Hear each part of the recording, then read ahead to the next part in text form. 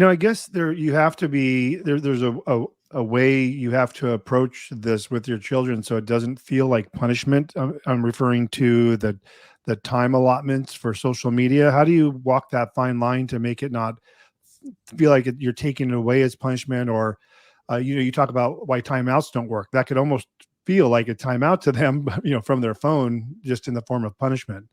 Well, I have a series of ways that we approach these topics, and what that would be is just in general terms is I'm a big proponent of asking your kids and again partnering. So in the case of social media, I say, first of all, having this phone is for safety. So I'm only going to give a phone for safety. The minute you start getting out of the home and you're at sports practices. So let me back up real quick. One of my philosophies is to keep your kids productively busy.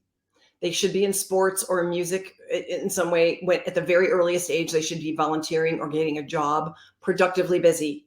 When a child is busy and doesn't have time on their hands, they're not getting as much into trouble. We're really kind of mitigating that. So productively busy is a very important feature of parenting. So that said, if I'm giving you a phone, I'm giving it to you tied with a purpose, a parental purpose, and that's safety. So that's a rite of passage. That's something that you earn. And you're earning that because you're old enough and you've shown me to be responsible. So I'm going to tell you, I have a whole chapter about programming. So I'm going to tell you, I feel you're responsible programming you into that. So if you tell them that, they usually live up to that. So this phone is tied to your safety because you're going to a sport or you're going to wherever you're going, you're doing an event that you are away from home. So you need to have a phone to reach me. All the other stuff is on the side.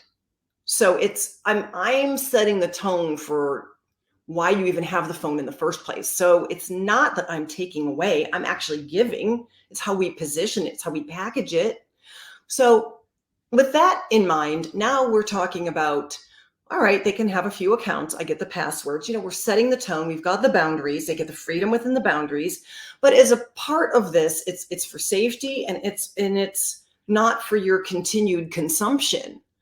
And also ask yourself, are you on your phone with continued consumption? What does your child see you doing? Because they're watching. So again, they're watching all the time. So you are the role model. Again, I get back to leadership.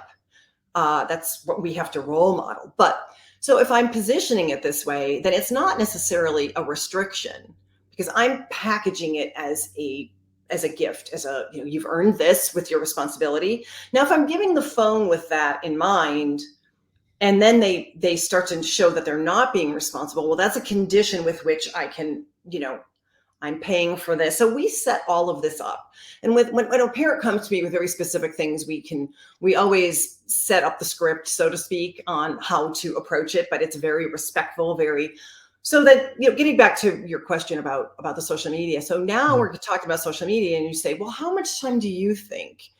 Let's negotiate this. And they're going to say, 5 hours or whatever. They're going to come up, or what do you think your curfew should be?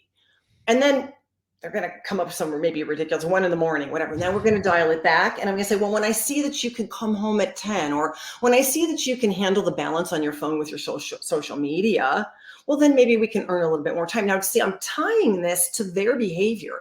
It's creating accountability. It's creating responsibility. So it's not viewed as a restriction at all, because that's not how I've positioned it. Gotcha.